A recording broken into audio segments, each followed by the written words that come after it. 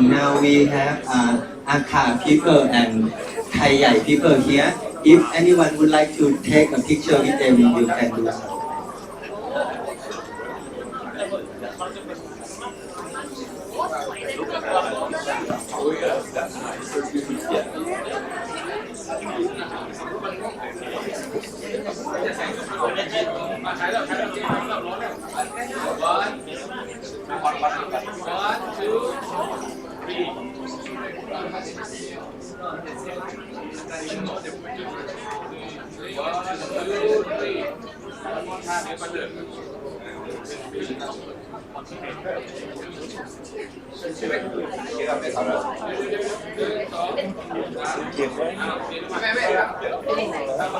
The crown falls the golden table.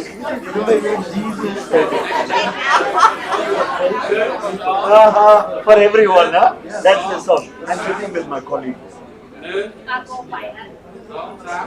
โอเคครับยืนแล้วนะเขาจะถ่ายด้วยอาจารย์1 2 3 1 2 3โอเคเย้โอเค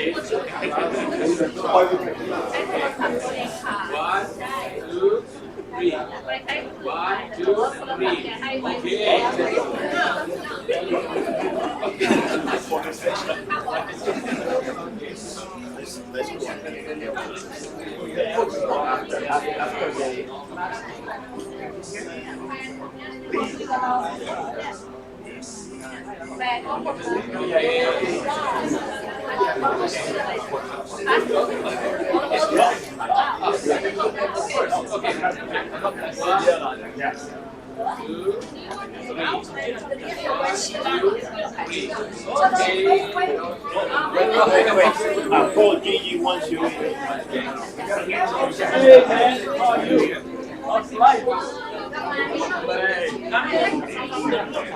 India too has so much culture. Yes, it's India. They have this kind of India to some of the tribal people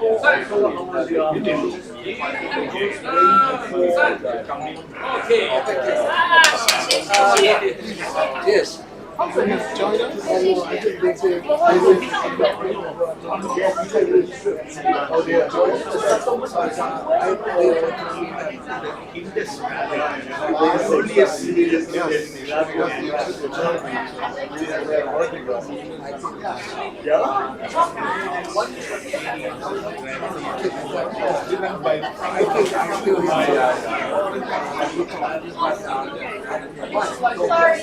Don't say that much spread.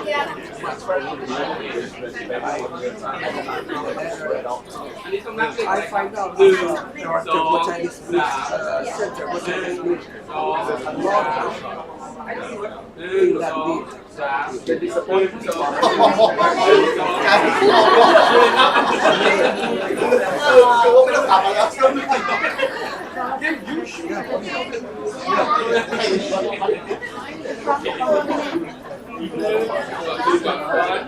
I've attended so many, I've done so many the first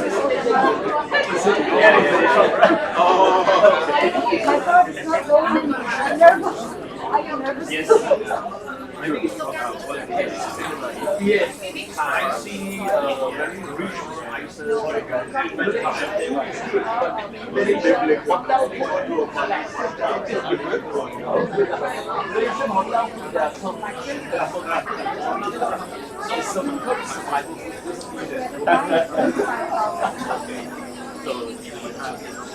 And I forgot that spice very high. Higher than very high. Because the first day I came up, I took the same amount of chili as I think something else. The same amount of the soda coming out of half of what I had. Next one there, give it No. Singapore. I'm the only LCM.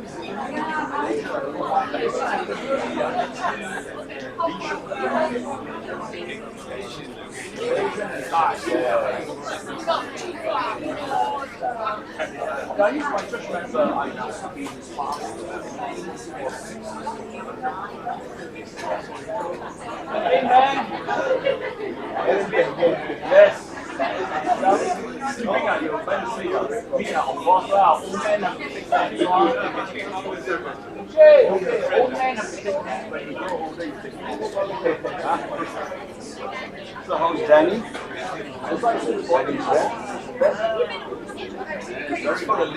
His wife is also a pastor. The one thing I appreciate about Daughter. I met all of them in Jerusalem when we were there for the church one.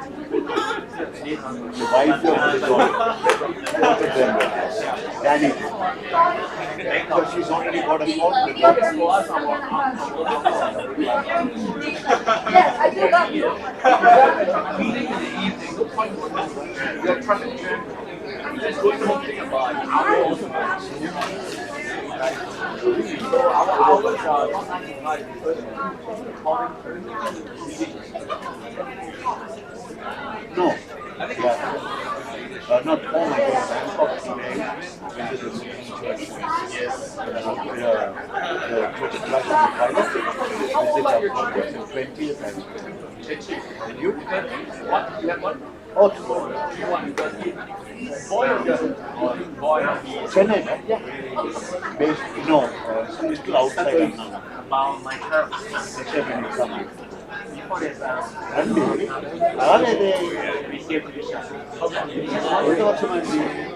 Who was visiting?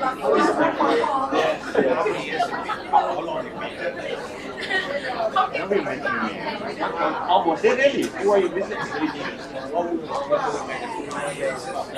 4 years. Ah. Same, 4 years ago. 4 years Oh. I'm only a year on. I'm a little bit older than him. I'm elected in December, elected in April. So it's only 5 months. Where's your sister? So yeah, I didn't do it. So you came to transit. Yeah, that is why March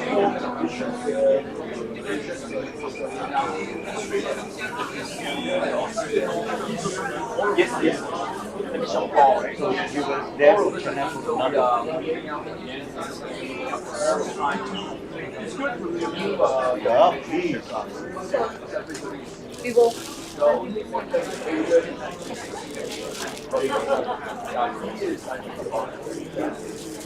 Japanese bread cheese in my neighborhood. Diana son is one glass. our generation, the younger generation, or You know. because during my time, Sati has 4. the Malaysian family was very Yeah. moreover Singapore, All back 10 years. Manoj. now Singapore is 3 times our. The son was also there. From 10% of the time, Very good, very, very good. most of the classes, we have our working in Bangkok. Yes. You have done it in Chiang Mai, right? Yes. No. Well, the thing is, I think we are safe.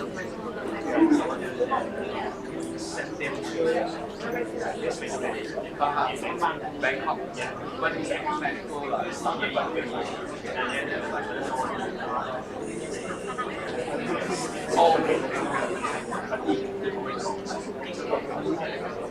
the same thing in Malaysia. I mean, we don't have enough of immigrants. We are not except in Sabah. Sabah, they have Sabah, they were but the majority of only I can it's not a Chinese Good long. yes, you know that. One word. Ministry wants to the hitman, the whole tribe. Yeah. Tribe leader. And also connecting to the US. I'm fine, thank you so much. Thank you. Thanks for inviting me. You guys on the club. Yes, we feel in time. Yeah, just good in town.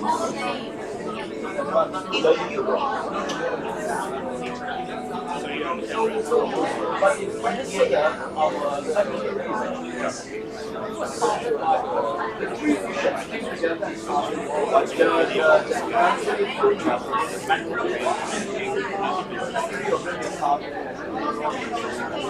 because of the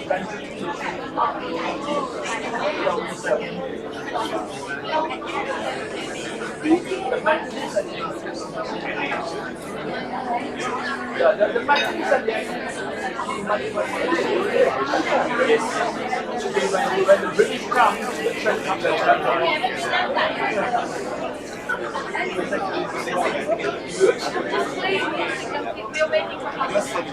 That's why they say first the gunboat came, then the Bible came. The gunboat, one hand is the gunboat, the other one is the Bible. Which one we can choose? So they gave another one to they come with the gun. That's in South Africa.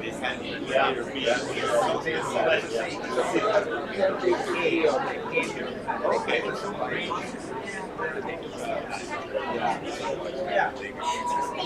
I think some countries are more, some countries are worse experience.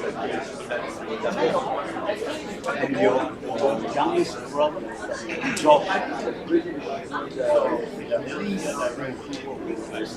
which university? Oh, yeah, not good. He's going to take a picture. Yes, I think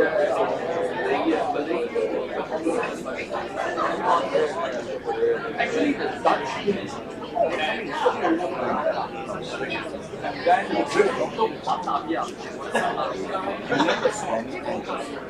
they make it straight. So it was at least the British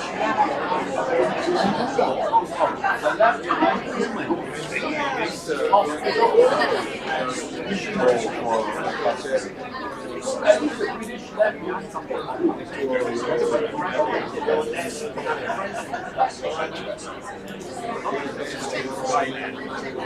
Thailand was never so no.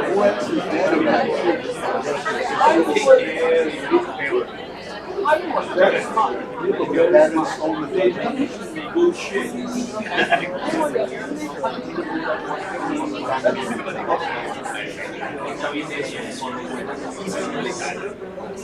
The king was very smart. He made alliances with the right? But then he passed. He passed for a so that's why the joke was very generous. So they put all the and then they came to Thailand. I come back. Hello.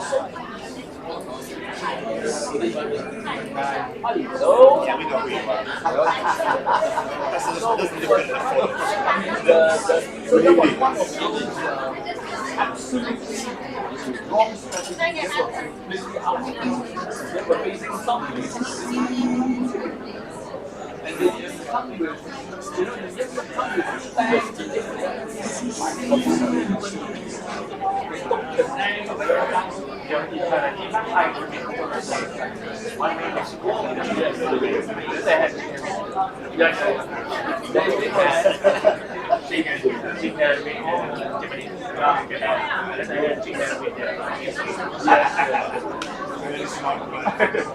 they're really control. That's the only way they revise. They have a very smart thing.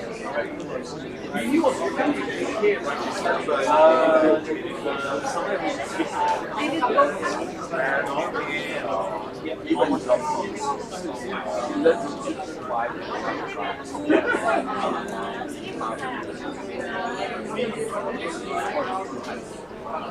But it's also very difficult, but I didn't try. Sawadika. Oh my God. Indian Ton Rabka. Oh my God. Who understands this? Oh, we all understand. No idea. Everybody. The whole awareness is Okay. So once again, Indian Ton Rabka. Welcome everyone. Good evening. I hope you will all have a wonderful evening today. And I ask Andy to say something as well. Yeah. So I'm glad that we're able to gather for our closing meal. We've had some really great experiences together. We've laughed, we've cried, we've danced, we've heard presentations, we've dwelt in the Word, and so we've done that all together in these past few days. And so how fitting it is to close with our banquet today. So I'm glad that we are able to do that. And now we invite our one and only, the chair, to come up. Okay. Good evening, everyone. As the chair of the ALIC steering committee, it is my joy and pleasure to welcome you to this banquet. We have been honoring people on every ALIC meeting. We have honored somebody or other. This year we have two people. One of them is the director, executive director of one of the units of the ELCA, Reverend Dr. Rafael Malpika.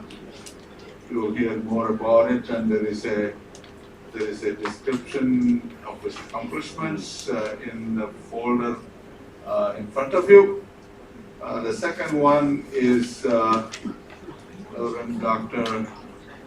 Hong Sak Lim Tong Wen Tang, right?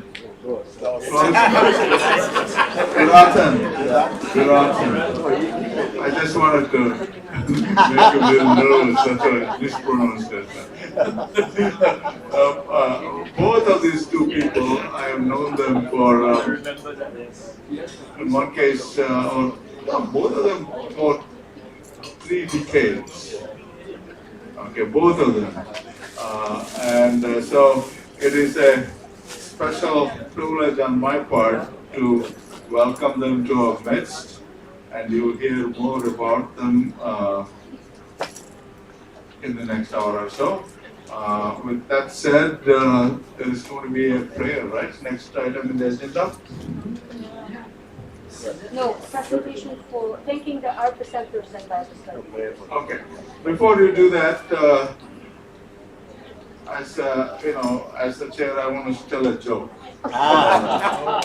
Really? Always. Last time when we met in Udon Thani, the theme was migration. This time it is about comfort my people. A lot of us who are from the United States participating in this conference were migrants. And many people in Asia are always moving, and so this is a migration joke. A pious Christian pastor died and went to heaven. To much of his chagrin, heaven didn't appear to be what it is billed on earth yet. Heaven turned out to be a very, very modest place. They served only bread and water. No banquets, no beautiful places, no luxury hotels, let alone libations, liquor, nothing. The pastor was so annoyed. He went to St. Peter and said, look, all my life I've been a good Christian. I have obeyed Jesus Christ and followed him faithfully. But look what I'm rewarded with. Just very, very modest place. If this heaven is like this, how hell would look like? So he went to St. Peter and said, I want to make a visit to hell to find out how those rotten sinners are doing. And Peter said, no, we don't have much diplomatic relations with them. And the pastor insisted, just one day. And he was persistent. So Peter gets annoyed and said, okay, we will arrange for a one-day tourist visa to hell. So got the tourist visa, he goes and enters hell. He discovers hell is such an opulent place. There are 5-star hotels, great scenery, great food, and sinners were enjoying themselves all over the place. So he had a fun time for one full day in hell and returned to heaven.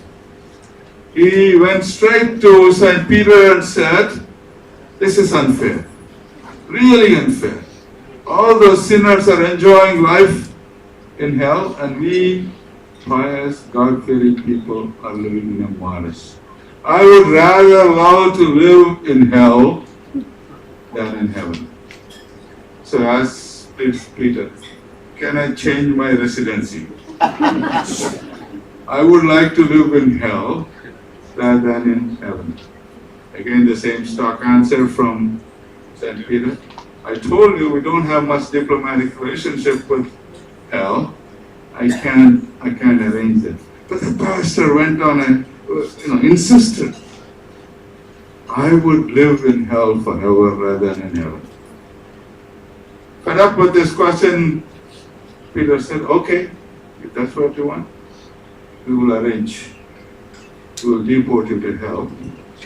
But on one condition, once you enter hell, you cannot get back. And the pastor said, certainly, I won't come back. I'll rather live in hell. So after going through all the paperwork, immigration stuff, and all that stuff, he enters hell.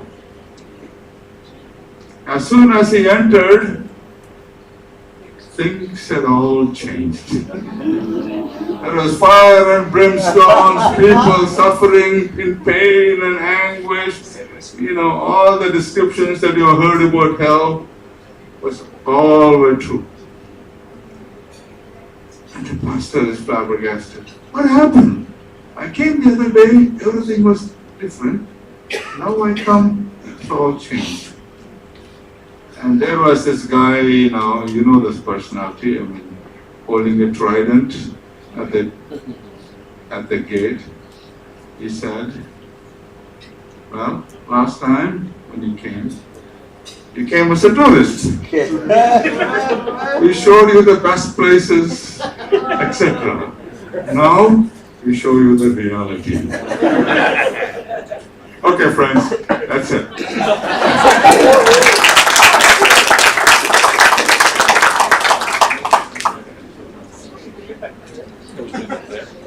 No.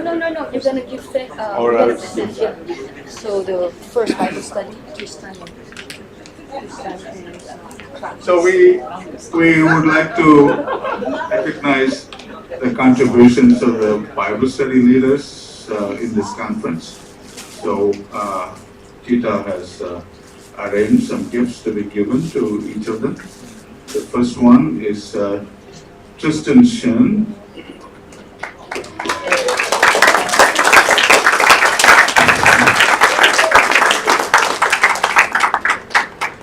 Thank you so much.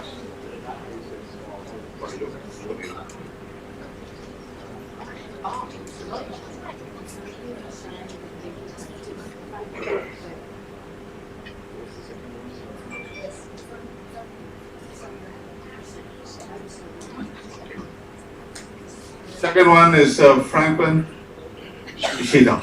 This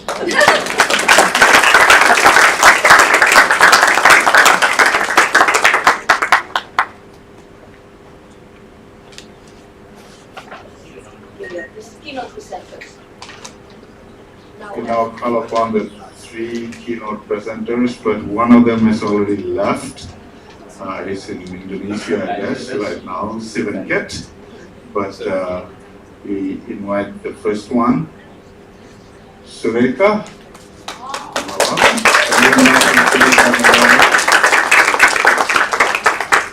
This I go heaven. Rachel. Rachel, San Diego.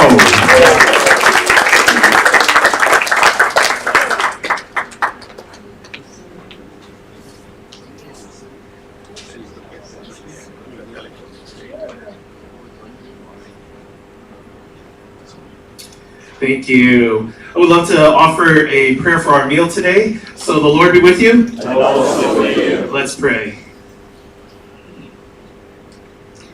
Gracious God, as a cook gathers different ingredients to make a delicious meal, we know you as probably now the master chef, bringing together people and experiences and voices and our hearts from all over the place to make a wonderful banquet. A banquet where we can come together to mingle with each other, to share your love that washes over us always, and a banquet that will feed not only our bellies, but our hearts, our minds, and our souls, so that we might know you more fully. As we share each other's company, as we share each other's spirit, as we come together with each bite, may you continue to be among us in ways that maybe we have never even known before. Thank you for not only being with us, but for challenging us to live into a new humanity. I ask that you bless this meal. Thank you for the hands and the people that were able to bring this together. Thank you for bringing us together into this place. May the food that we're about to eat not only strengthen us, but allow us to be the children that you made us to be.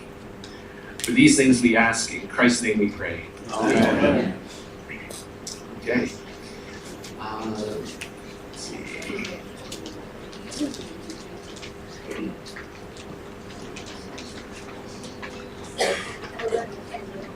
Okay, I'd like to invite Dr. Paul Rajasekhar up again to do the greetings and honoring. So we do the food first? Yes, they're waiting for your private. Oh, okay. So we do this later? Yes. Okay, so we're going to eat. Enjoy the meal.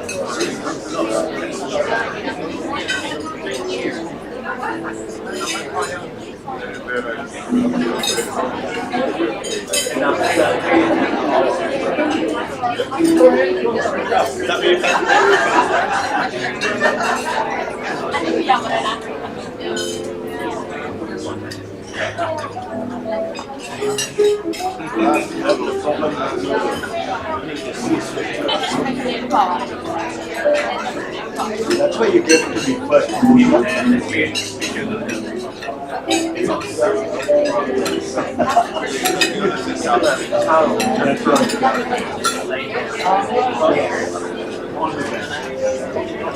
don't you go ahead and say?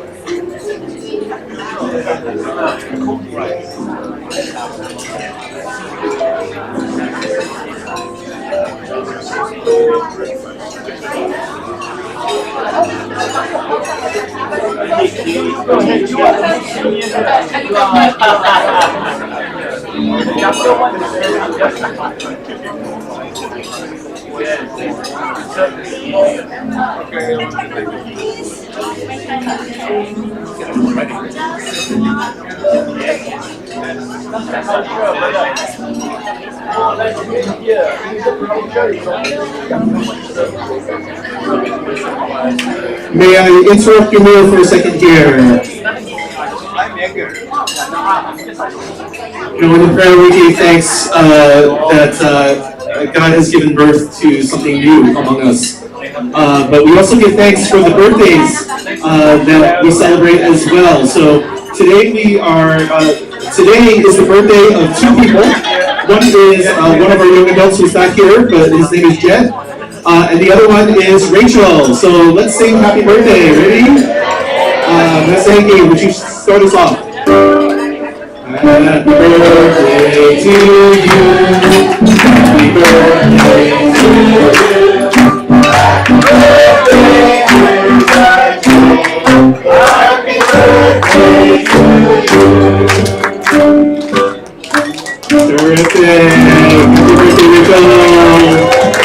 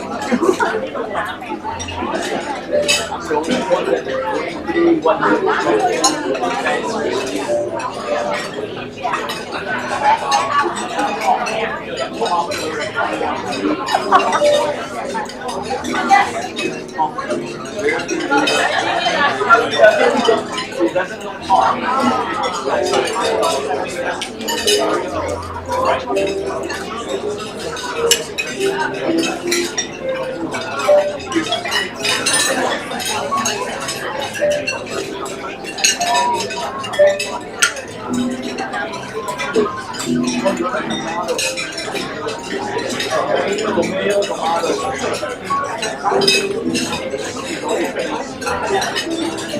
Can't go wrong.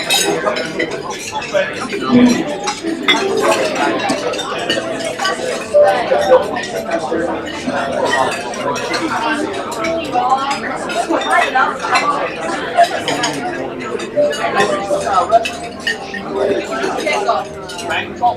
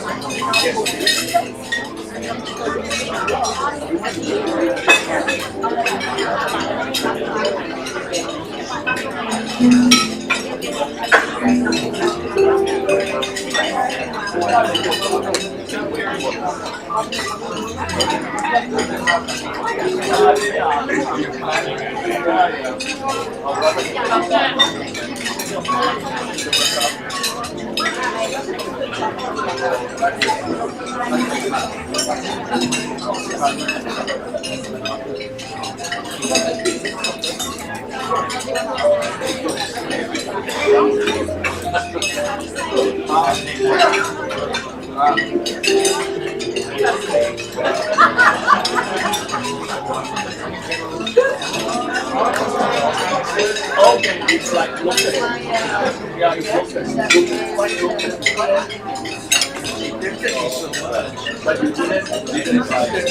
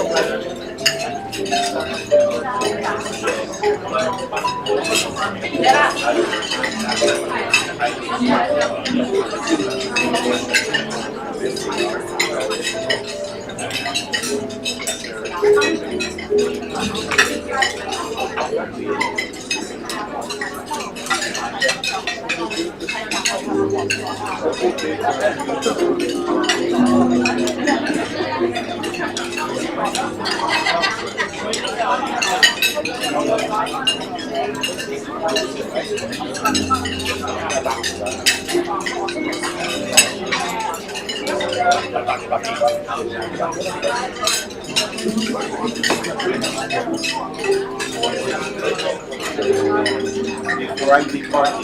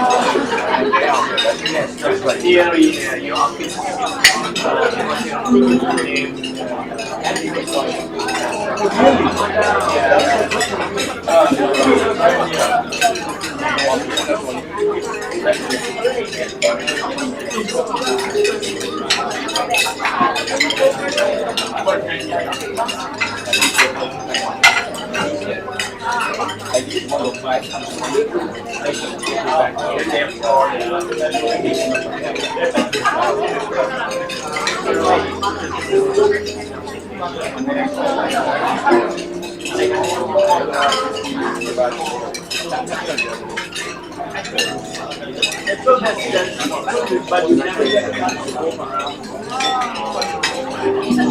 It's the first time for me going together. Because if you were there meeting, I never take you around. Go back. Go back. Go back later because it's really busy. Only meeting with that. Wow. Yeah, they have fun.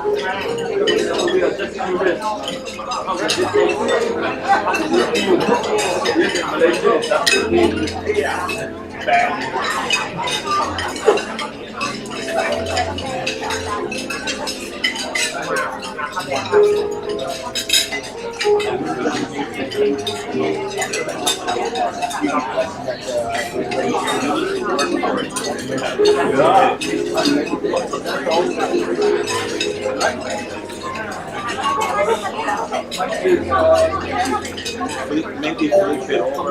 No, I don't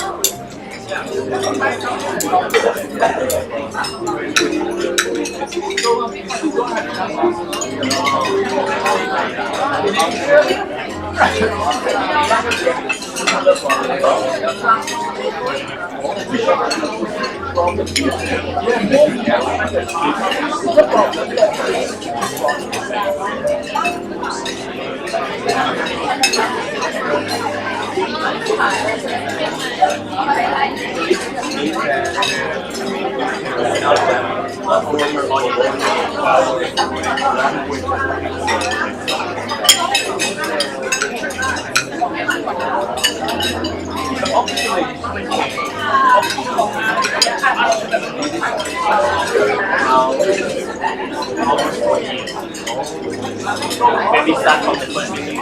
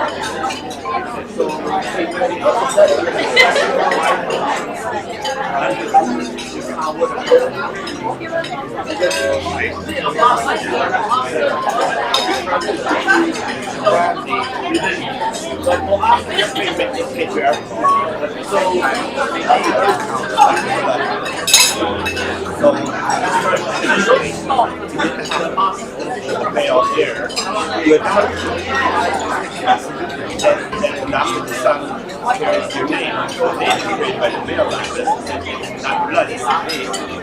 But I don't have any to see the blood in it. You see the blood at one point to the side. A male in the top, the son.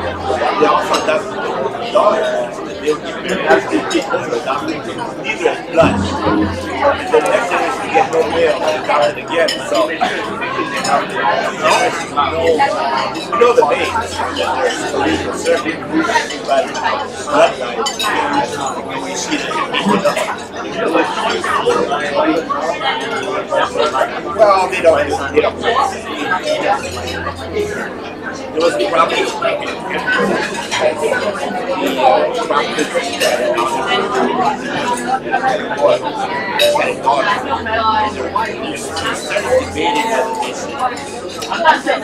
bring in a female hereditary as well. Because they have female embryo facts.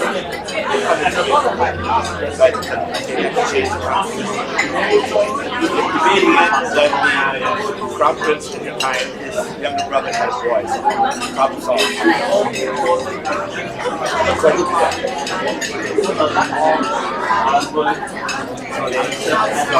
The trouble is, they're not when a girl, woman, during marriage, obviously she's very outside the family, and they lose their loyalty. They become common.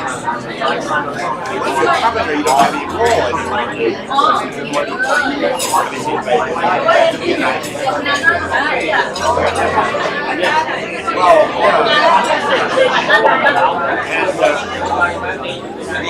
What happens is they're not enough boys in the families to get married. The official business is that so they're going to be the problem.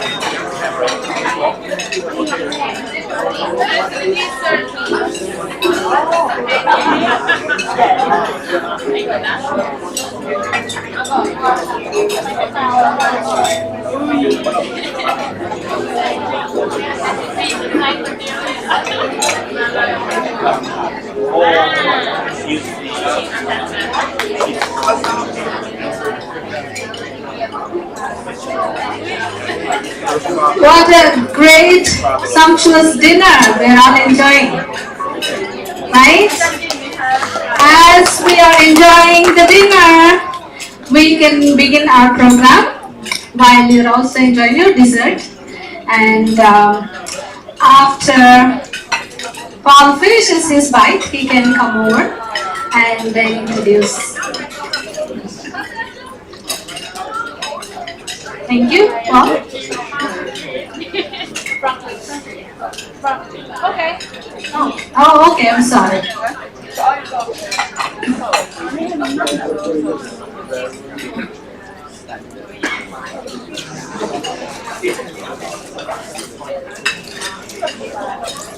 Well, this evening we'll have an opportunity to honor a couple of people in our midst. And in doing that, we have people giving tribute to them. So it's my role to introduce the tributors, or those giving tribute. The two people giving tribute to Rafael Malpica Padilla are actually dear friends of mine from a long time ago, colleagues and friends. One is Paul Rajashekar, whom I've known from when I was not little, but at least younger. I babysat his children.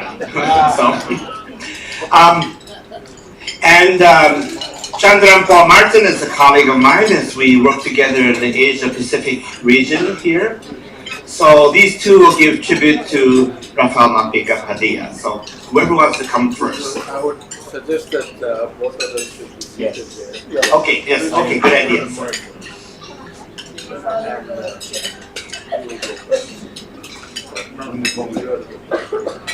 Rock, paper, scissors. Rock, paper, scissors. According to the program.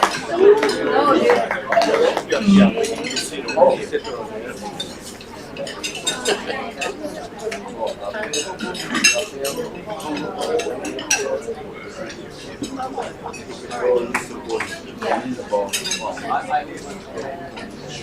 it were to be India, you would have known it. Rebirth you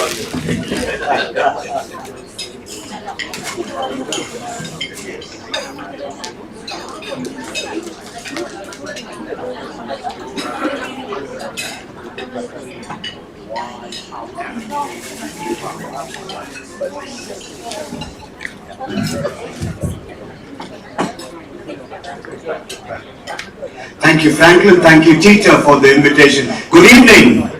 Are you guys having a great time? Wonderful. Now you should stop eating your dessert and listen to me. Otherwise, there's a one-way ticket.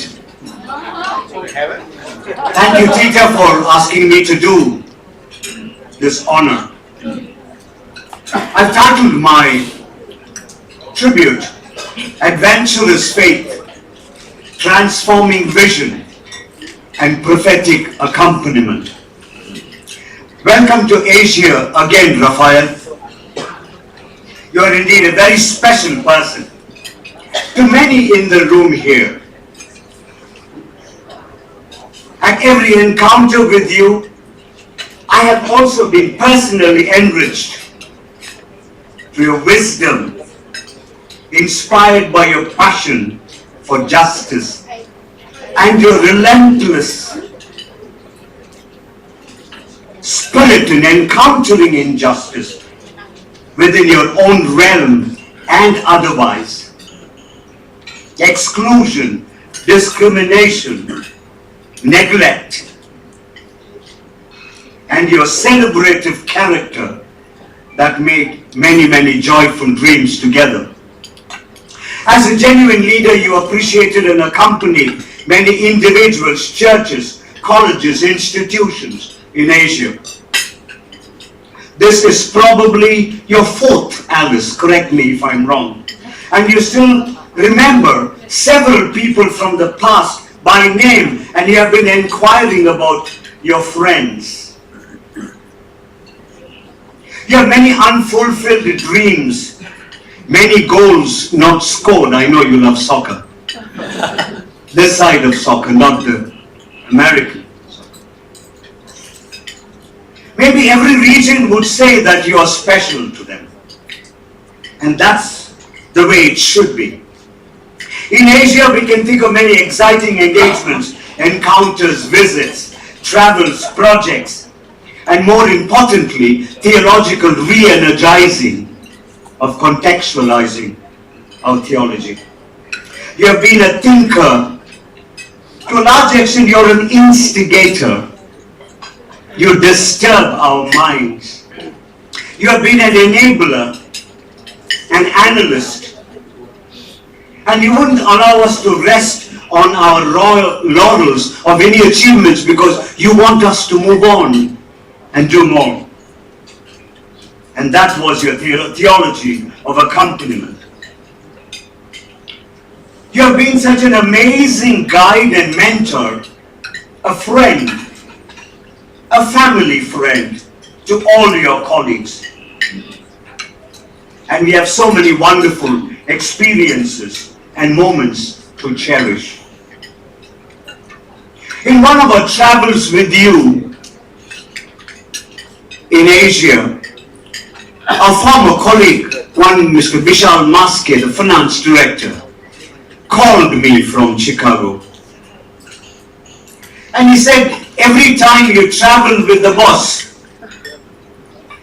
you don't understand, I receive a late call in the evening saying, keep a few $1 million ready for this project. And I don't know where to go for that. You always lived your dreams, lived out your dreams, Raphael. The Global South, more so Asia, we have been deeply engaged with all what you embody, your theology, your faith, and your passion for justice. So therefore, responding to needs for you is a gospel truth. And you have reminded that to us repeatedly. Important among all these in Asia, we would include our actions even as early as in 2004, which was just early part of the time when you took over as executive director. Even as early as that, we had the South Asia tsunami. So you were the first to send an American delegation to India, and we traveled the entire South. And in Cambodia, in restoration of land, the Nepal earthquake response, the justice for Dalits in India and Nepal, mission engagements in China, etc. In fact, personally, and to few of the Dalits here, you probably are not aware. Be careful when you speak to Rafael about Dalit theology. He knows much more than some of us Dalits know. Your grasp of the Dalit reality and your readings of Baba Sahib Ambedkar are envious. You have been an advocate for meaningful mission engagements in Asia. A strong supporter of theological colleges in Asia that would include Hong Kong, the Gurukul Lutheran Theological College, Malaysia, the Henry Martin Institute. You embody the global mission and now the service and justice in the ELCA. For many here, you became the face of the ELCA. And on many occasions and instances, you became the face, the theological hermeneutic of the global mission. You interpreted us at places where it should have been. And you also helped shape Lutheran identities in Asia beyond the confessional identity. The confessional grain, through diaconia, through our engagement of justice, be it gender justice, socio-economic justice. Your servant attitude, in a way, is contagious among your co-workers. The ELCA, despite being predominantly a white church, this has been mentioned several times. Some things have started and we continue. The ELCA continues to transcend some of these limitations. One being an inclusive church, inclusive theology and commitments, which you have advocated for. Through its 2020 church-wide radical decisions that even divided the ELCA, we did not give up on being an inclusive church. While being predominantly a male white church, we have made path-breaking achievements in having the largest number of women bishops in the ELCA. I do not know how many of you even know that. Yes, it can be louder. As early as 2021, 33 of 66 bishops were women. 32 male and 1 transgender. Maybe in 22 it has become more now.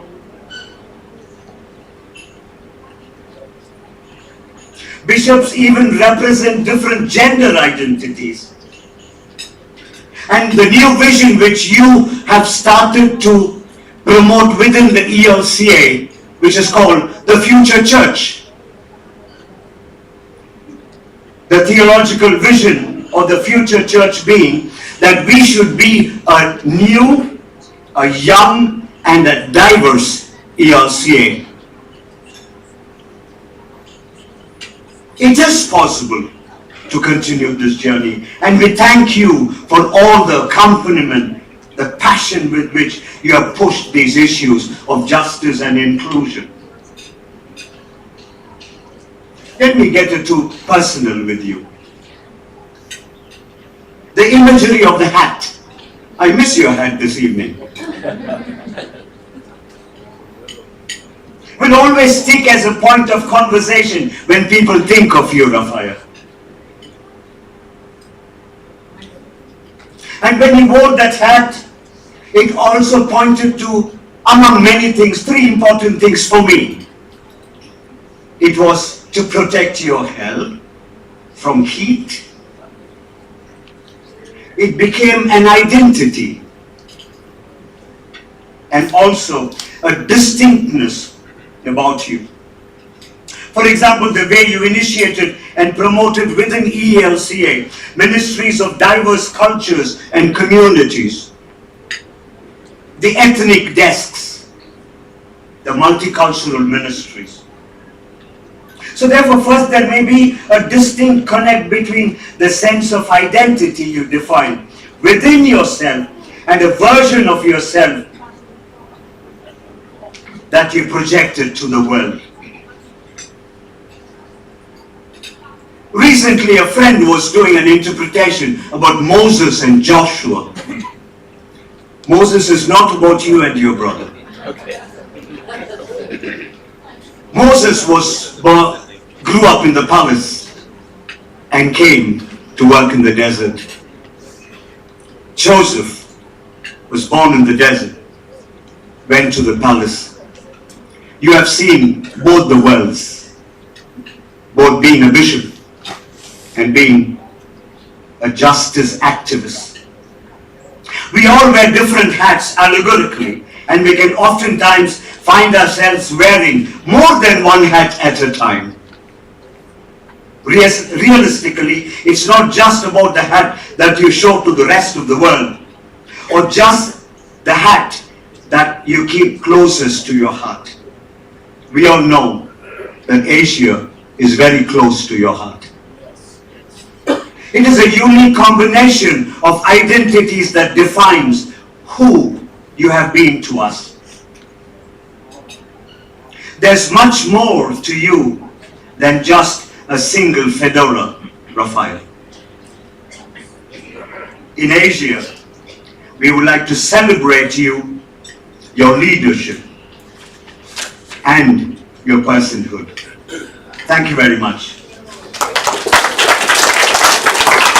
I would like to invite Moses, Franklin, Tita, and my colleague Subhashish, if he's here, and other ELCA colleagues to please come up to honor Raphael in a very typical South Indian way. Sureka?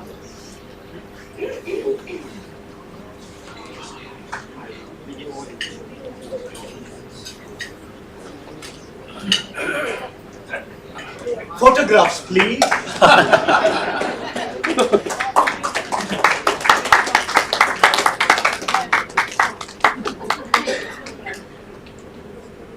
Thank you.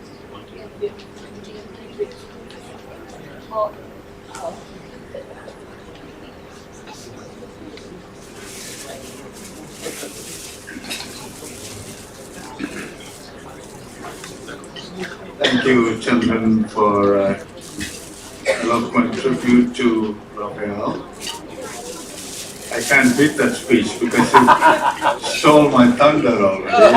And, you covered the whole facet, the whole gamut of the attributes one would describe about Raphael Malpica.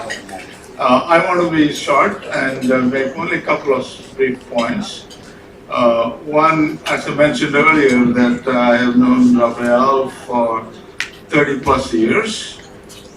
In fact, when he was the bishop of the Florida Bahamas Synod, Caribbean Synod, I'm sorry, because they keep changing the designations. But I know him and his successor, Gregory Villon, came from the same. There is a special connection to Caribbean Synod and to the seminary that I represent. At that time, it was LTSB, Lutheran Theological Seminary at Philadelphia.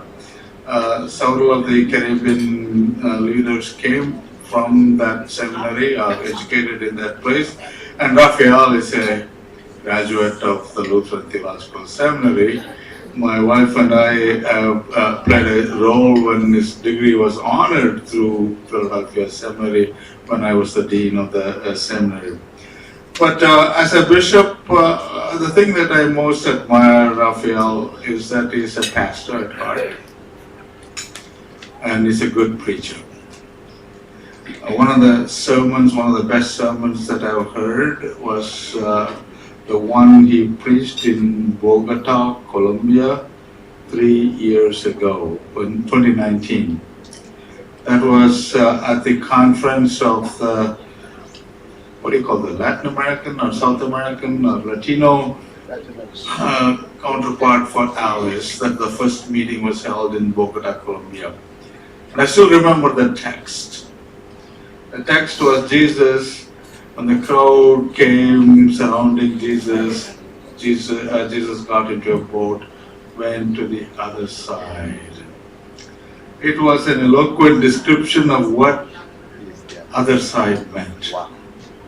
Okay, pastors and leaders of the church stay in their own safe harbors and never venture to cross over the sea, going to the other side. That was the challenge that Raphael laid it for us. The second important thing that I learned from Raphael is a theologian, not simply a bishop and a pastor. One of the outstanding theological contribution of Raphael is coming up with the category of accompaniment.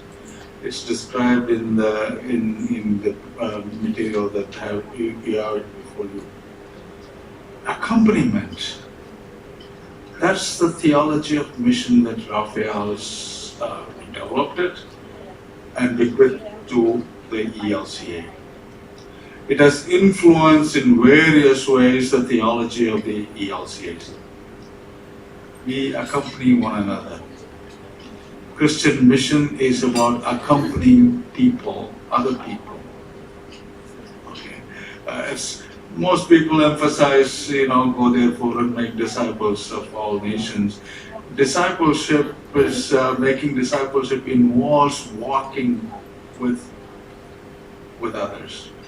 The famous imagery of the Emmaus Road story in the Bible, Jesus accompanied the two disciples as they went from Jerusalem to Jericho. Accompaniment is the new paradigm for mission. We are forever grateful, Raphael, for that contribution. Of course, all good theology comes from Philadelphia Seminary.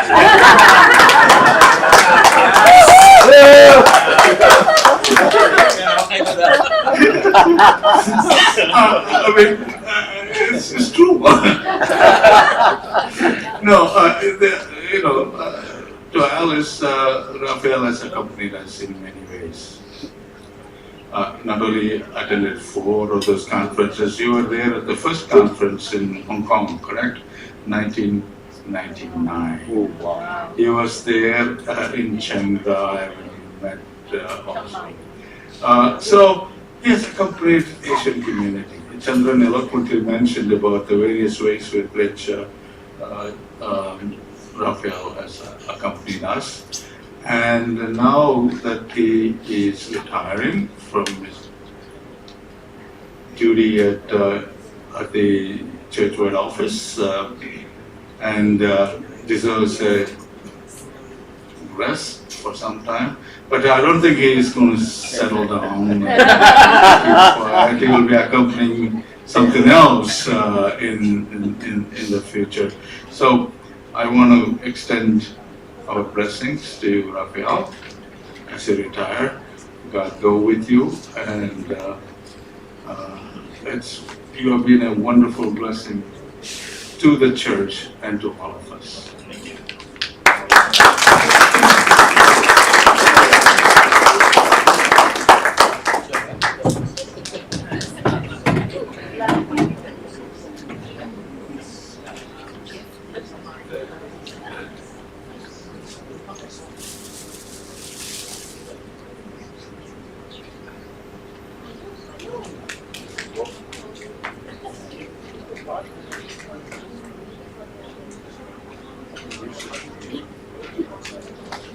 Beautiful.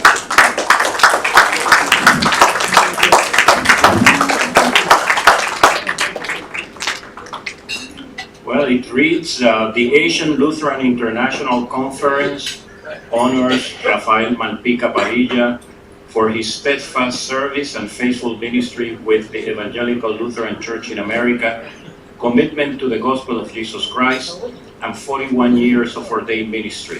Thanks be to God. Well done, good and faithful servant.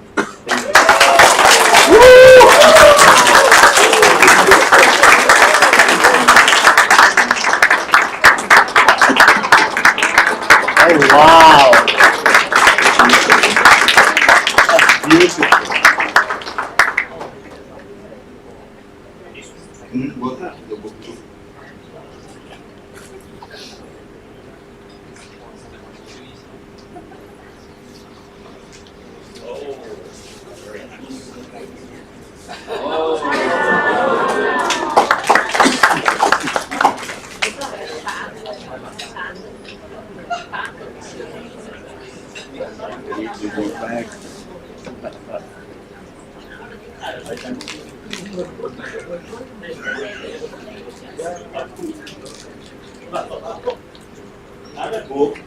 Asian Americans and the Spirit of Racial Capitalism by Jan16. Oh.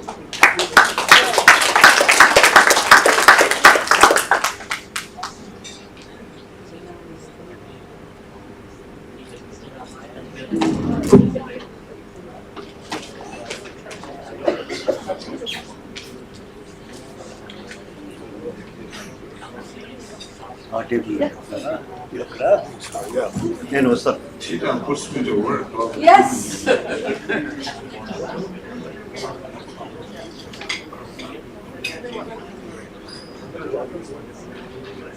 Okay, where's Punta? You're not done.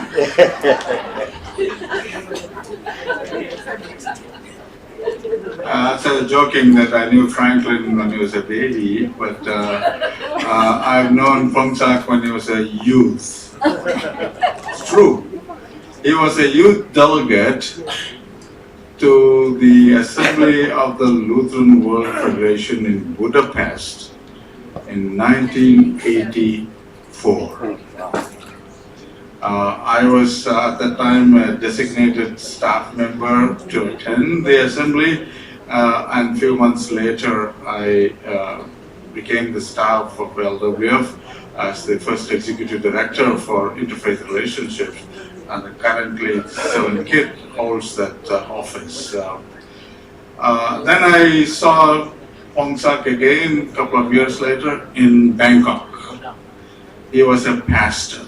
It was a time when the Lutheran Church in Thailand was being formed and shaped. It was a missionary church. It's a mission of the Norwegian and Finnish churches. There was a big controversy within the church, and I was invited to lead a retreat for these missionaries when this controversy was going on. And Pongsak was one of those people who said, we don't need another denomination in Thailand. The Church of Christ in Thailand is good enough.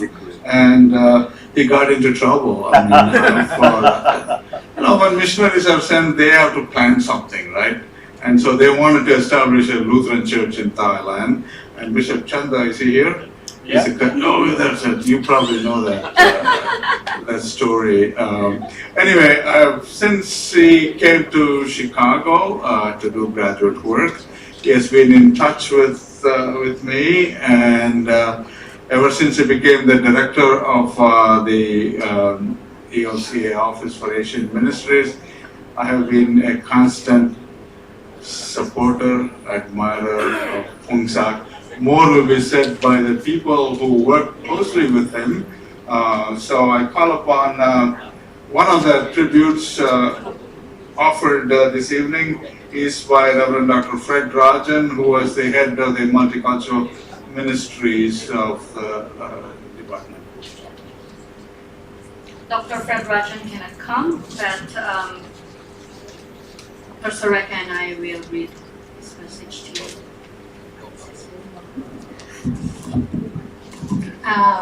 So it is our honor to read Fred Rajan's tribute to Pongsak, and we could not personally do justice to what Fred would have done, but we'll try our best. And also switch your voice to Fred's voice as we, the ladies, will be reading. So here we go. My heart for the past 3 decades is filled with gratitude and thanks for my brother Pongsak. Today I get to pen them because I am unable to be present to deliver in person. When you joined the ranks of the Commission of Multicultural Ministries, you joined a team of passionate executives who gave their all in the cause of building a multicultural church. You did your part diligently. Pongsak did not disappoint us. When you joined the Commission for Multicultural Ministries as the Director for Asian and Pacific Islanders Ministries, you took on the mantle well nurtured by the Venerable Sage Dr. Edmund E., faithful and humble Pastor Paul Nakamura, and thoughtful Pastor Bill Wong. Pongsak, you did not tear down what was so carefully built by them over the years. You, on the other hand, built the ministry on the strong foundation laid by these saints of Christ and made the Asian Pacific Islanders ministries effective. You did not disappoint us. For this, I salute you, Pongsak.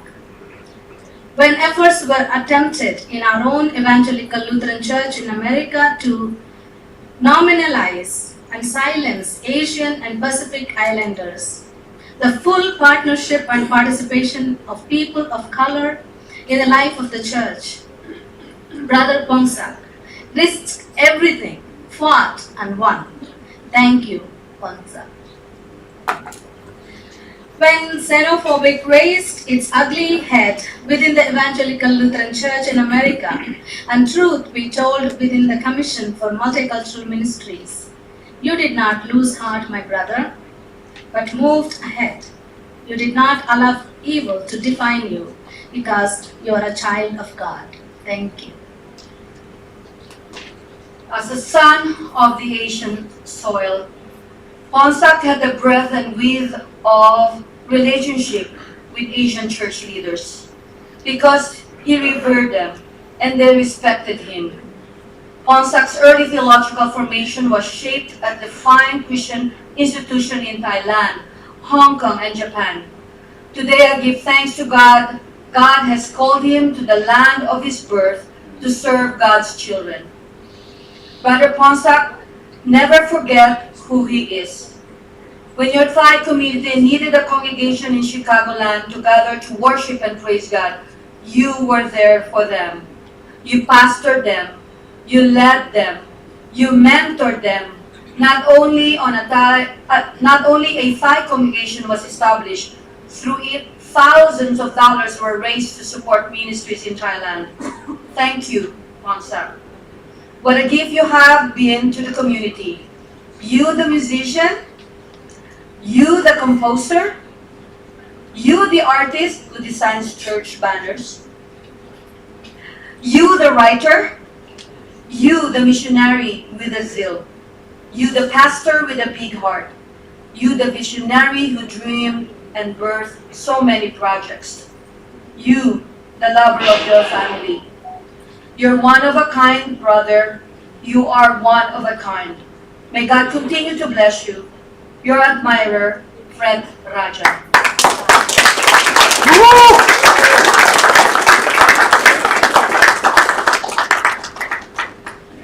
May I call upon Eddie Clark, our token Canadian representative of this assembly.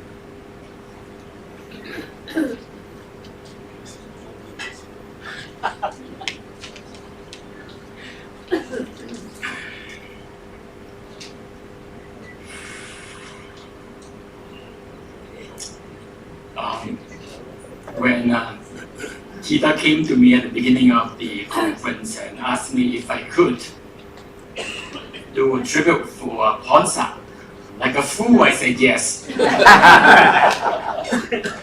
When I sat down and I thought about it, and I said, oh my goodness, what have I done? Because I have not known Ponsa for that long, and I do not know him that well.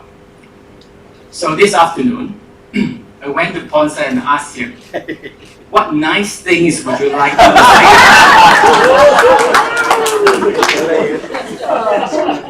And he said, just tell them that I'm a cat person. So that's it. That's all I have to say. He's a cat person. The rest you can read from the flyer that you have on your table. No, it's a privilege for me to give a tribute to Ponsa.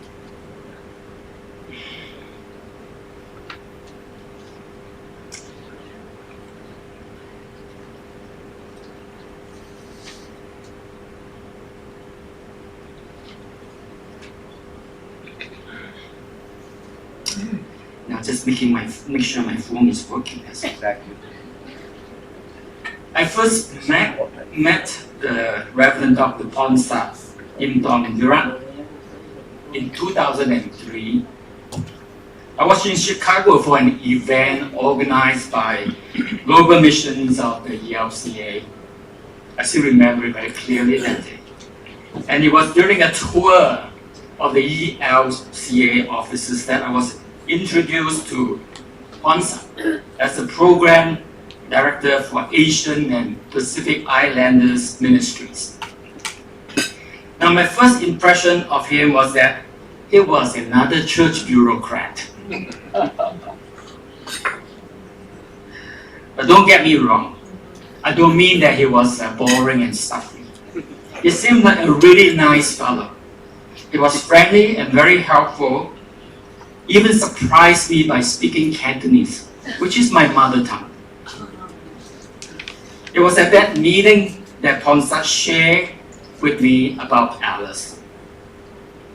But it was not until 2013 that I was able to attend my first Alice conference.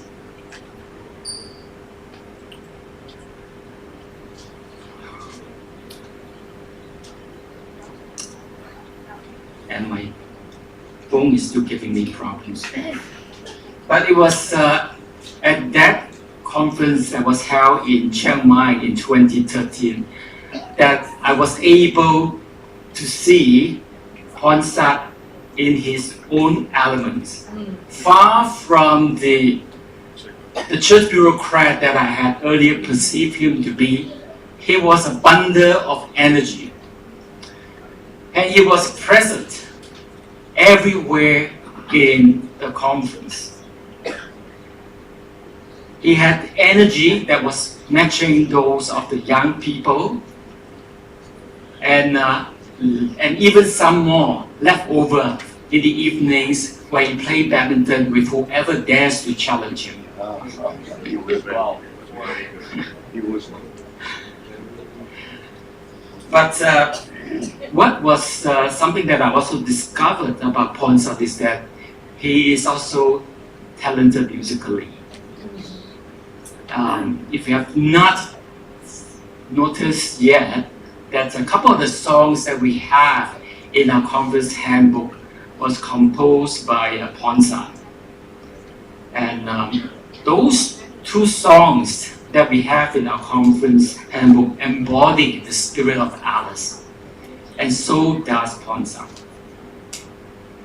But what is most commendable about Ponsa is his passion and the energy and the way he throws himself into the ministry for young adults. I think at the time when the church is lamenting about the lack of young people taking up leadership in the church, this is a critical asset in the church that we need today. And so it would be sad for us if Ponsa is just going to ride away into the sunset and spend his time playing golf in his retirement. But no, we are comforted by the fact that he is going to take on a new endeavor as the president of the Bangkok Institute of Theology. That the same passion the gifts and talents that Ponsa possesses will be put to good use in the training and equipping of leaders for the church here in Asia. Ponsa, we are deeply grateful for your contribution to ALIC and also to the Asian ministries. But we wish you all of God's blessing in this new calling that you have received. Thanks be to God.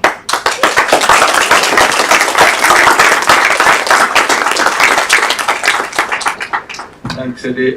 May I call upon Gigi to come forward to read the tribute from Lilia Wu.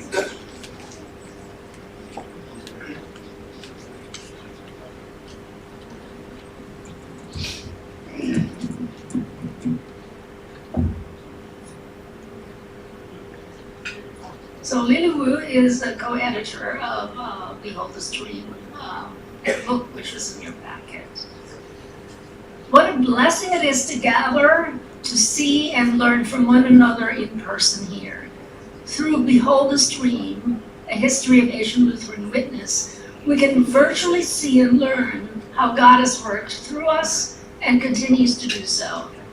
This book can also serve as a thought walk for you, meaning that as you walk through it, new ideas can arise and perhaps even new ways to solve problems as you reflect on what has been done so far in God's work among Asian Lutherans. Each of us is part of the stream of ministry, and there is joy in belonging to this great connectedness and its flow. To adapt from a poem written years ago, persons are gifts who God sends to us, wrapped. Some attract us when we first see them. Others come in more ordinary wrapping paper. But the wrapping is not the gift. The gift is what's inside. We're all gifts of God, given by our Creator to ourselves and to others for the sake of the world. Every meeting of persons is an exchange of gifts, sometimes very briefly, sometimes for many years, and sometimes for a lifetime. Ponsak, you are a gift from God. It amazes me how you come up with big ideas and then gather teams to turn these dreams into reality. Thank you for lifting up our collective history through Behold the Stream, and for making it easier for us to meet one other across time and space, to encourage our exchange of gifts to keep happening for the good of our communities and for the sake of the world. From Lily Wu.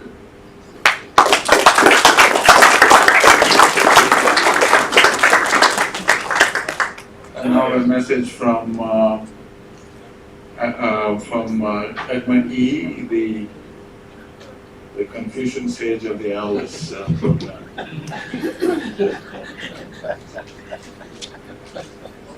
My last name is Yi, but I am not Dr. Edmund Yi. But I will read a tribute that he wanted to share.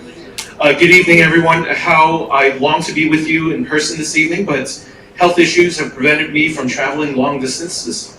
So I wish to thank the steering committee of the Asian Lutheran International Conference for giving this opportunity to say a few words about my dear friend, Ajahn Ponsak, as he is affectionately and respectfully known, with whom I've had a long relationship.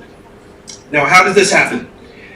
You see, a couple of weeks before Christmas, in the year 1995, I received a Christmas card along with a family picture from a total stranger whose last name measuring nearly 2 inches in length, which I could not and still cannot pronounce properly. On the back of the card was a message that reads something like this: I am a graduate student working on a PhD degree in systematic theology at the Lutheran School of Theology at Chicago. No big deal, I snorted, and promptly filed the picture and the card away. About a year later, I got a call from Dr. Fred Rajan, Executive Director of the Commission for Multicultural Ministries of the Evangelical Lutheran Church in America, asking me what I thought about the possibility of him appointing a Southeast Asian to succeed Pastor Bill Wong as Director of the Asian Ministries. When Fred mentioned the candidate's name to me, both the family picture and that impossible to pronounce name, last name, gradually reappeared in my mind. So I said, why not? And to this day, I have not regretted what I said to Fred.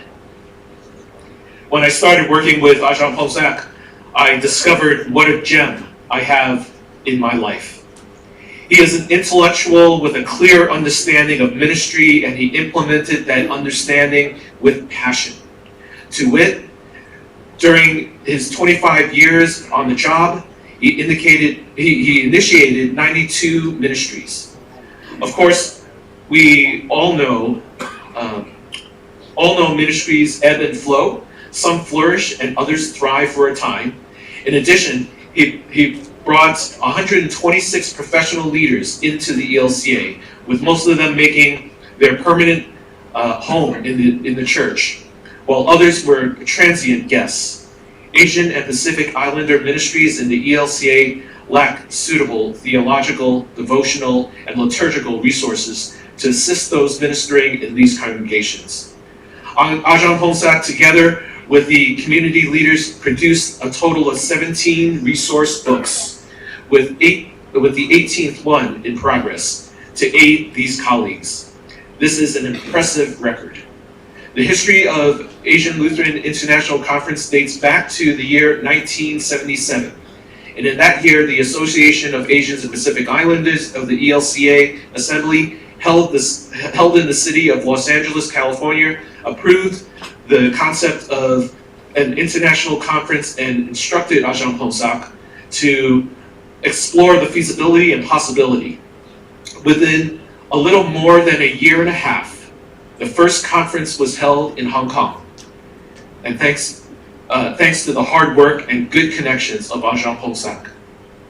International conferences in the ELCA come and go, but the Asian Lutheran International Conference steadfastly remains.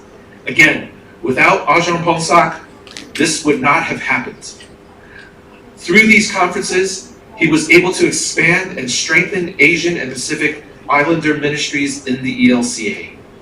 Being a scholar and the first Protestant Thai to receive a PhD degree in systematic theology, Ajahn Pomsak has not forgotten his intellectual side. Throughout the years, he continues to teach at different institutions in Thailand and in the US, either in person or online. He is a prolific author, having published many books. In recognition of his scholarship, commitment to ministry, and administrative skills, the Bangkok Institute of Theology, his alma mater, where he received his foundational theological training, has appointed him to be the next president. You may wonder how Ajahn Pomsak got so many things done in an institution that is full of rules, regulations, and ecclesiastical boundaries. Not to mention the lack of pastors who can speak different Asian and Pacific Islander languages, and the lack of resources. To remedy the situation, according to his biographer Tom Holmes, outsmarting the system was becoming an important part of Pomsak's job description. How did he do that? I can tell you in 3 words: connections, bypassing, creativity. Ajahn Pomsak is a family man, and when he was young, he learned from his Thai father the deep Christian faith and the strong commitment to ministry, along with a number of useful skills, such as an auto mechanic and carpentry, and so forth. From his Chinese mother, he learned the Confucian virtues of filial piety, respect and honor elders, as well as humility. He, together with his lovely spouse, Monta, have 2 grown children. Now, Ajahn Pomsak, for everything that you have done with the context of the ELCA, our community would like to present you with the book, Behold the Stream, A History of Asian Lutheran Witness, as a token of our honoring your ministry, as an expression of our love for you. In part, this history is also your story. The dedication page reads, to Pomsak Limthamvarat, a faithful servant in the Lord's vineyard. We honor your ministry, celebrate your retirement, and bless you in the name of the truth, goodness, beauty, and God. The last line of the dedication is a theological and aesthetical, perhaps even a little mythical. But myth, like ambiguity, is a wonderful thing in life and in work. However, before the book is presented to you, Ajahn Pongsak, I would like to say a personal word to you. Thank you, Pongsak, for years of friendship and trust that you have in me. And don't forget, I promise to send you a big bottle of aspirins when you enter the next phase of your ministry. Pastor Bill Wong, on behalf of the community, please present the book to Ajahn Pongsak. Thank you. Blessings. Edmund Yee.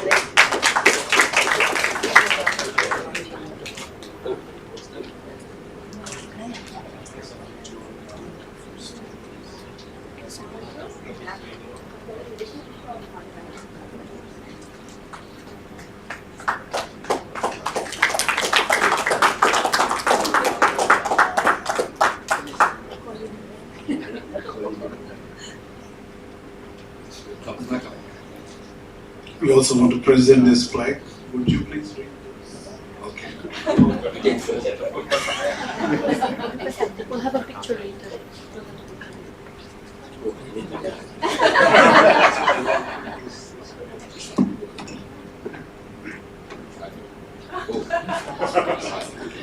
I try, okay. The Asian Lutheran International Conference honor Reverend Dr. Pongsak Limthong Virat for being a pastor developer, composing new songs, sharing new ideas, speaking out, envisioning and creatively developing ALIC. Dedication to the expansion and growth of Asian and Pacific Islanders ministries and ministers. Commitment to the gospel of Jesus Christ, and 25 years of steadfast and visionary service as Director for Asian and Pacific Islander Ministry on the church-wide staff of the Evangelical Lutheran Church in America. Thanks be to God. Well done, good and faithful servant. Given on January 16, 2023 at the 11th Asian Lutheran International Conference in Chiang, Thailand.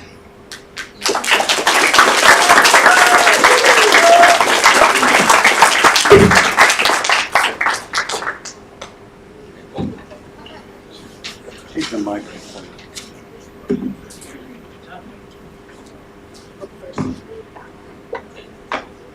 Okay, it's a Chinese theology. It's a Chinese Tai Chu Yong Dao. In the beginning, there is word. Okay. Text and context by Joyce Starr. Yale professor. Yale professor. Can you say something, Pastor Paul? Can you say something about the other gifts? No, the other gifts. That's what I was asking. Okay. I think to hang in the president's office in BIT, you know, because he will be carrying it. It's a prophecy. From Tanzania, like Tanzania. And A stone it's cool. from Tanzania too. And That is Polo. from Tanzania too. I hope this doesn't become an albatross, but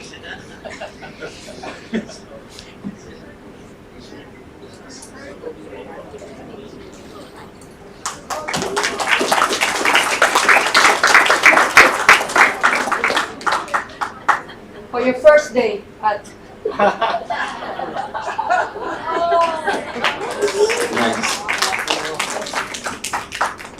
Oh, the cross in the back? No. There is a price tag on it. Raphael, please come and respond and then. Hold on. Before, very important. We also want to give a small token of our gratitude to Pastor Monta, who has done a great ministry along with our Ajahn Pangsak. So this is a small gift for Pastor Monta.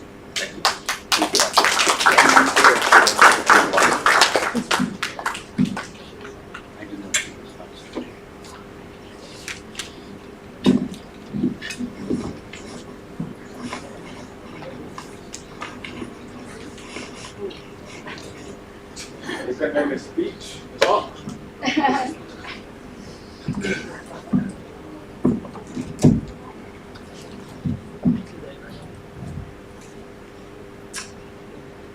Dear friends, thank you for this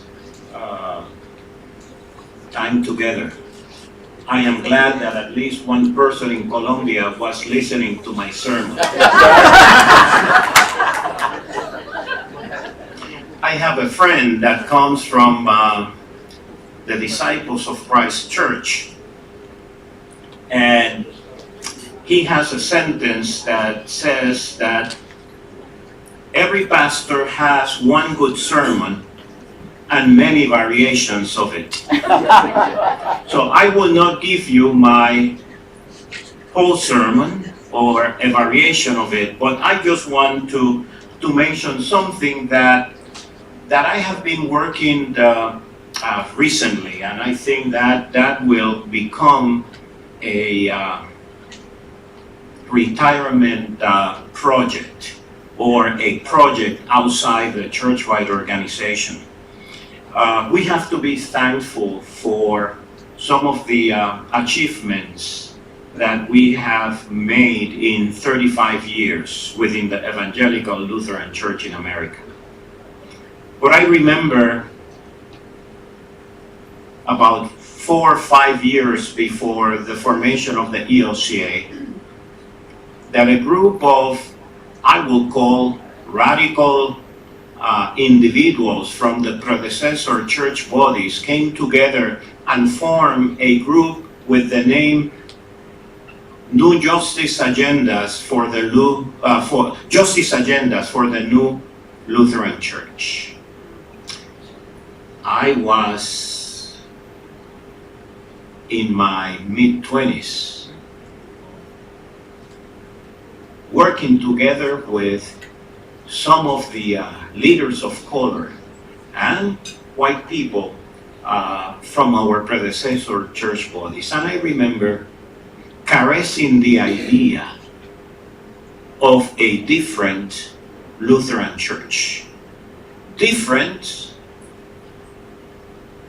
because it was a church that was going to reappropriate the Lutheran identity from the perspective of people that up to that point were sitting at the margins.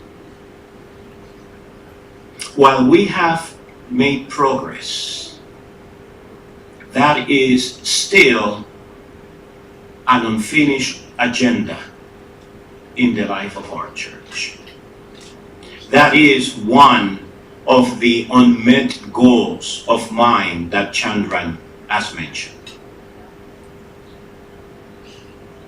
In this church, like in many places in the United States, we use the word transformation very regularly. And because of its regular use, we have devoided of its meaning. In my own mind, when any hegemonic system talks about transformation, they mean cosmetic changes that the system can afford to their excluded people.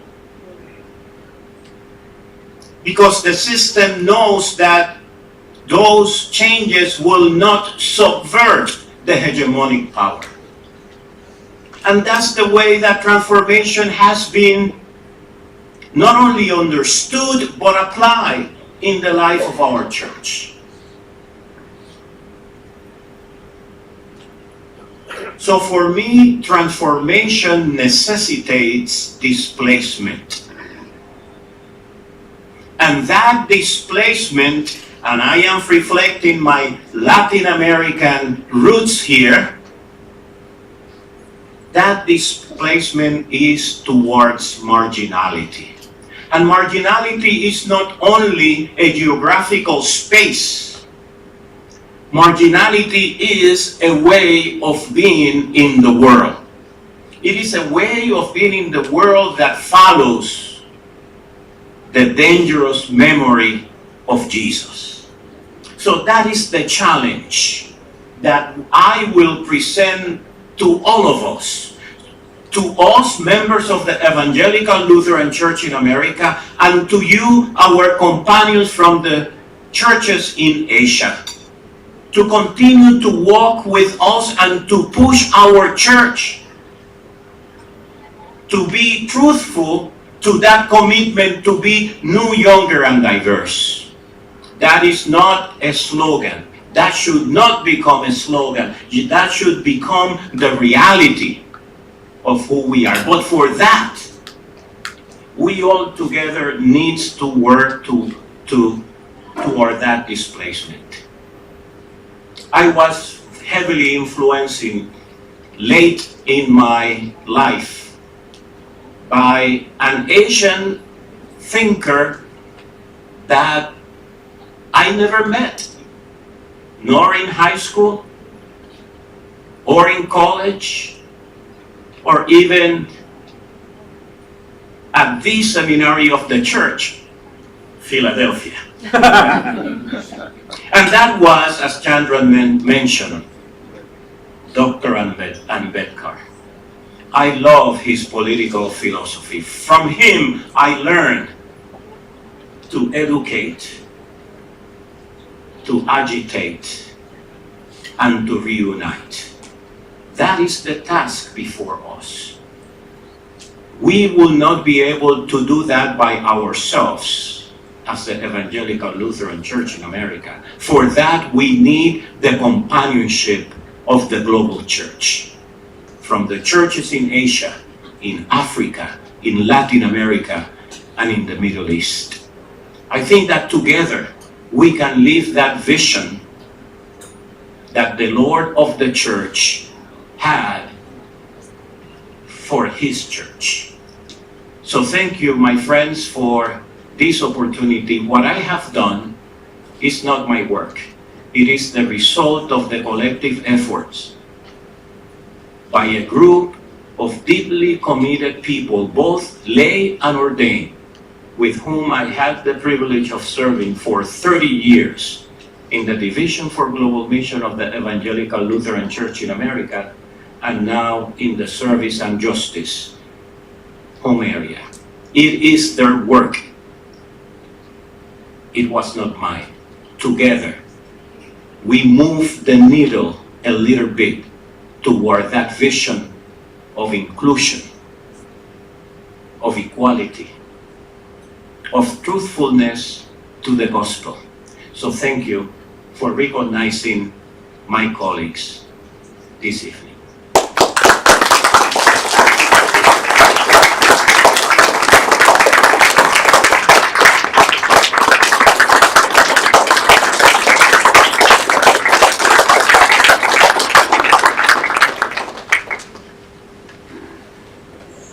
Thank you, Raphael, for your insights and words of wisdom. I told you he's a great theologian and a great preacher.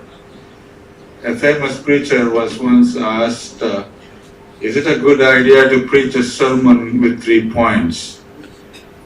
And the preacher said, every sermon should have at least 1 point.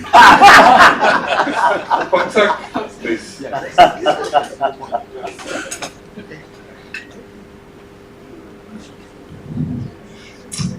evening. Good evening. I think all people know that it's very difficult to speak after Raphael, right? Okay. He's a good theologian, but today I will not become a theologian, okay, but I try to speak from a church historian, a history. I want to share my personal story, how I got to ELCA, serving as a staff there for 25 years. It started off when I, went to Hong Kong under the Lutheran scholarship, 6 years in Hong Kong that allowed me to speak Mandarin and Cantonese and English. And then come back to Bangkok to serve for first 5 years was a good time, but come to the 6th time is a problem because we ran into conflict with mission policy. And you know that it's difficult to win over missionaries. So as a result, I kind of resigned and sent letter to LSTC saying that I want to apply for PhD without any church endorsement. And they admitted me with scholarship from GM that time, okay. But endorsement is needed. That's why I thought that I'm to join the faculty of McGill faculty in Chiang Mai. It was that direction. But things kind of changed in Chicago when they start helping a small congregation in Chicago at that time. Very unorganized, non-missional, like a social club.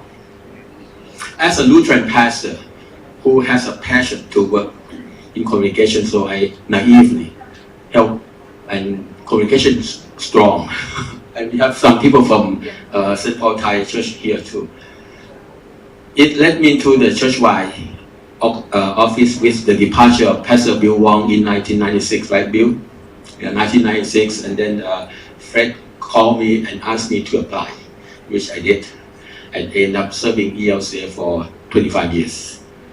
ELCA gave me full scholarship study at LTC for first 3 years, but ELCA took my best 25 years from Bangkok, from Thailand.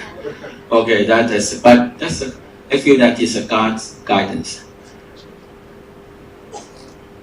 I would say that 25 years of my history, and I would like to ask you to think this way, not just 25 years that I have done, but look at the kind of continuity. From beginning of the Asian ministry started by LCA and ALC those days, and coming to ELCA.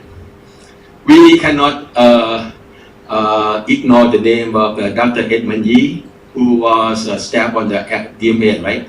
LCA those days. And then Pastor Bill Wong. Bill, will you rise? Where are you now? Can you come forward, Bill? I want to say this way. Asian ministry focus and emphasize a lot on the concept of continuity, harmony and continuity and community. So I would say that you have helped me with Asian ministry people, help me and walk with me, sometimes yell at me, that's okay. Okay, but we kind of working together from beginning. Dr. M&G come to Bill, come to me, and then Tita can show me. You have helped me, supported me, worked with me, and Bill, and I hope that and pray that you will continue to work with Pastor Tita. I think this is the future. This is the future of Asian ministry we have in the ELCA. So, and I also would like that, if three of us here, our work will be very, very difficult without support staff, right? May I recognize, where is Eva? Where's Eva? I saw her different too, right? Hey, come on. Yeah, Eva was my secretary for almost 20 years until the reorganization, and she became administrative assistant of the whole team. Okay, and we thank you. So, may I conclude this way? May I conclude that I hardly talk about my personal thing in public. Okay, but I would ask you to pray for my family. Okay, right now, Monta still have to go through the second biopsy because the first biopsy is inconclusive.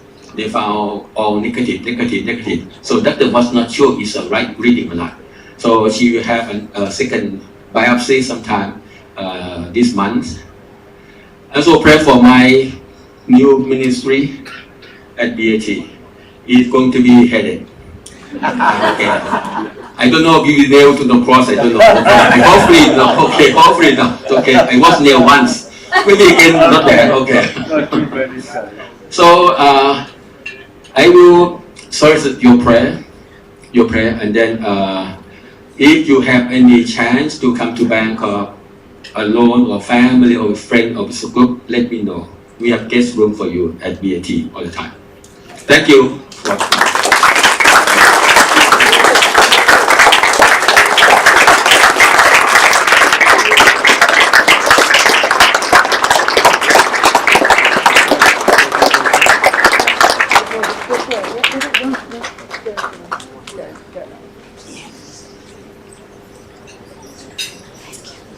Let's give one more time for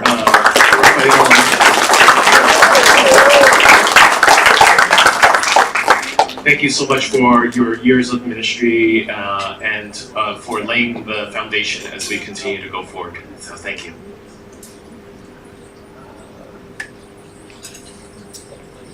Okay, so may I invite, so you may have noticed that joining us for dinner today are folks that haven't been with us in this way during our conference. And then so I would like to ask Pastor B, would you join me to introduce some of the dance groups that we have today.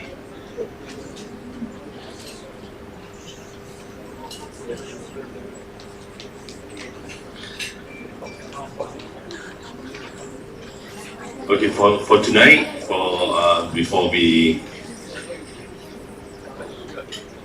say goodbye tomorrow, our Chiang Rai staff, we have some more dance that we want to introduce you, and when you see and when you head back to your where you are located, remember us by our dance that you prefer. The first dance is from ALIC tribe. ALIC is a new tribe originally came from Yunnan, which still was the highest ALIC population. When they moved in Thailand, first that they live in the mount, and now some that is famous, that the one that you can taste is the coffee that most of in Chiang Rai area is from ALIC tribe. Yeah. And tonight we do see and enjoy our eye with the ALIC dance piece.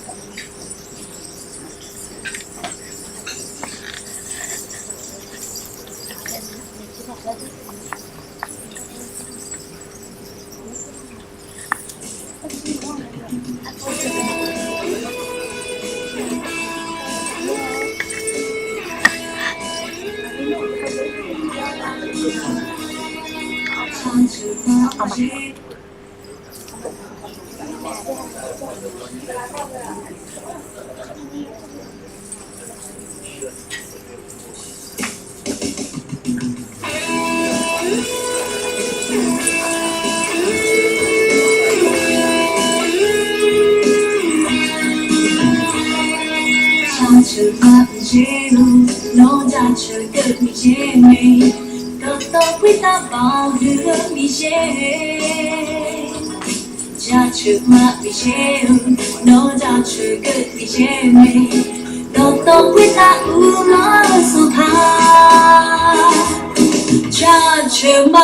nó gu quê cha cha chừng đừng mà là quý để cha cho mà Hallelujah Hallelujah Hallelujah đầu sóng nhau cha chờ mà song phàm quý ta song phàm như lo mình sẽ quý ta mình sẽ nô mê Adam về sa sa mà voi mình sẽ đâu chia tay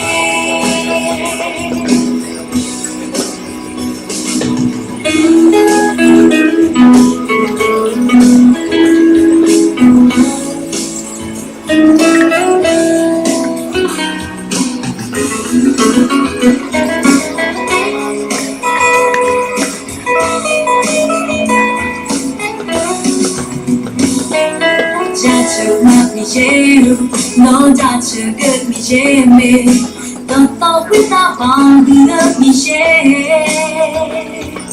ra chờ mà mi chế nó ra chờ cất mi chế mê tao tao quý ta u ở sông hà ra chờ mà nó gu quê chào ra chờ nước mà là quý để ra chờ mà Hallelujah Hallelujah Hallelujah đầu gió nhau cha chờ mà song phàm quý ta song phàm điều lo mình sẽ quý ta mình sẽ nô mê Hallelujah Hallelujah Hallelujah đầu gió nhau cha chờ mà song phàm quý ta song phàm điều lo mình sẽ quý ta mình sẽ nô mê Adam về sa sa mà mới mình sẽ đâu chia tay Hallelujah Hallelujah đầu thấu nhau cha chờ mà song thang mình sẽ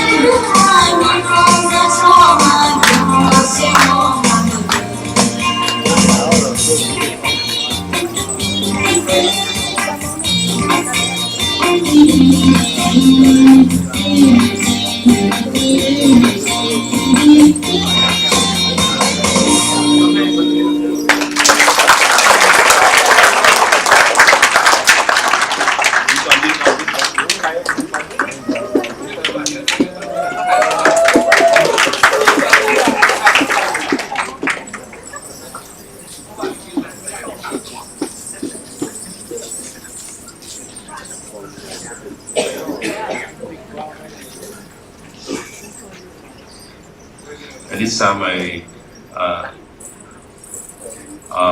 please Dr. Reverend Moses to be give them some gift and take a picture with our archive.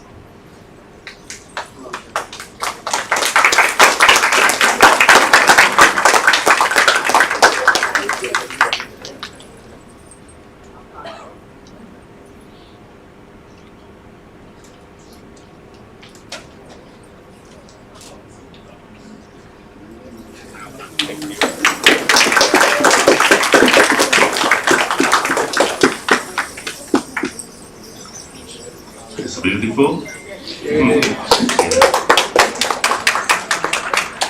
And the next one is we start with Thai dance and we close with Thai dance also. This one for when we have a guest coming, we greeting and we say goodbye with our dance called Nok To. Okay, please enjoy your show.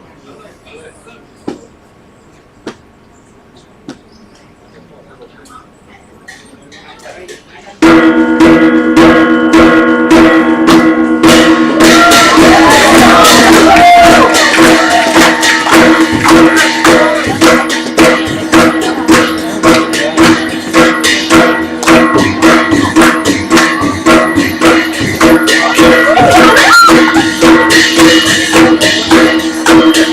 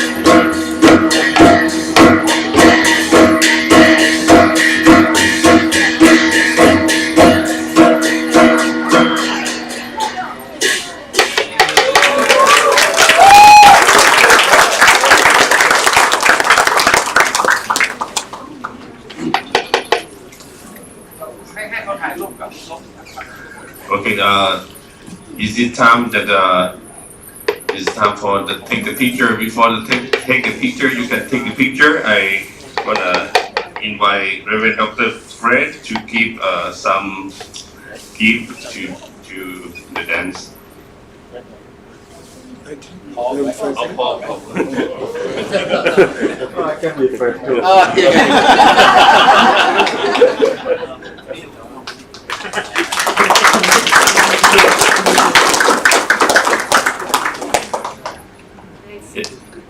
If some of us can take a picture with them before they leave. Yes.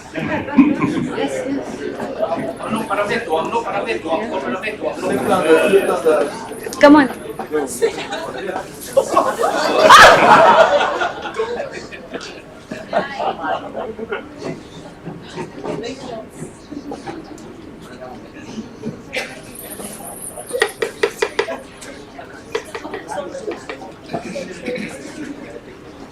The Filipino.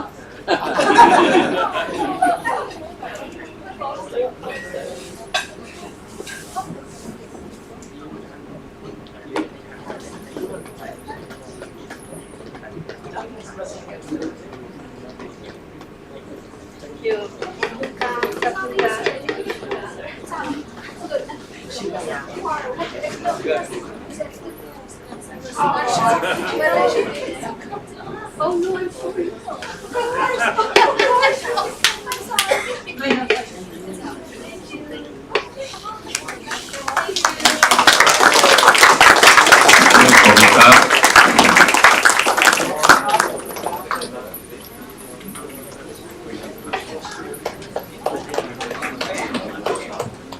Because of now it's close to the Chinese New Year, and that's why we closing dance is just some kind like lion dance, but it's not because this one used the deer, not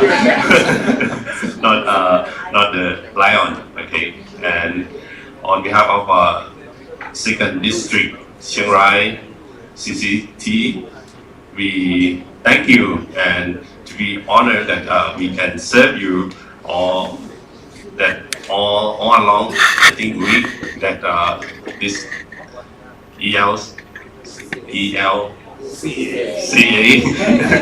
conference. Yeah, and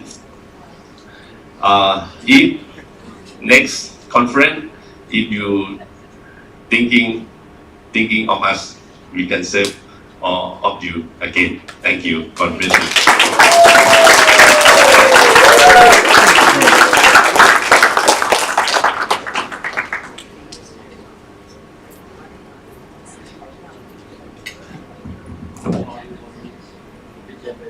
What a treat! Another applause for these beautiful dancers. Kapun Makmaka! So thank you so much, and today it is only the closing of this banquet. It is not closing of ALIC. So I want to thank everyone. While I have a mic, I want to say something about Pongsak, and I thought somebody would say that characteristic of you, but no one mentioned in a way, so I wanted to say this to you. I have, Pongsak, you play badminton, right? You don't play poker. But I have been fooled over and again by Pongsak. And this always happens, and somehow he gets me. So once, Delaware, Maryland, I have not said this to anybody and ever, because I was so ashamed of myself about that. So Delaware, Maryland Synod sends out a weekly newsletter.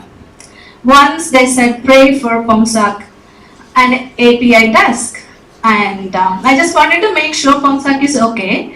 So I wrote to him an email saying, Pongsak, I saw something about praying for you. Is everything okay in our newsletter? So he sent me an email. No, nothing, but they gave us $500,000. No. And I never knew he was kidding. And I wrote to Bishop Gold, thanking him. And Bishop Gold must have thought, some kind of a scam email or she went insane. I don't know. He never acknowledged that email. So he is that kind of humor, and even in this conference, 2 times he has successfully fooled me, and I'm not going into those details. So as a closing remarks, and once again everybody, thank you, those who have, and honorable guests, Raphael Pongsak, we are really honored that you are here today and received this time. And so 2 friends were talking, and one said to the other, hey, there are 2 kinds of people in the world. One is those who make things happen and those who let things happen. So the other friend said, no, there are 3 kinds of people in the world. One is those who make things happen, the other those who let things happen, and the third those who wonder what happened.